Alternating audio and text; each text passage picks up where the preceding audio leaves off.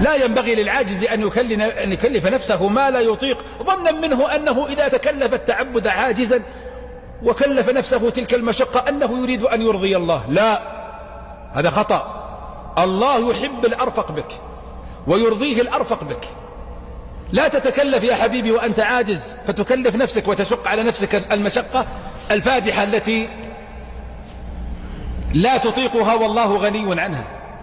الله لا يحب الإثقال، إنما يحب التخفيف. ولذلك متى ما فتح لك باب رخصة فإياك أن تتكبر عن سلوكها وفعلها، فإنه في الحديث إن الله يحب أن تؤتى رخصه كما يكره أن تؤتى معصيته. ولذلك قصر الصلاة في السفر وهو رخصة أحب إلى الله عز وجل من إتمامها وهو عزيمة، والفطر في السفر وهو رخصة أحب إلى الله من إتمام الصوم في السفر وهو عزيمة. وترك النافلة القبلية والبعدية غير نافلة الفجر وراتبة الوتر أحب إلى الله عز وجل من أن تصلي قبلا وبعدا.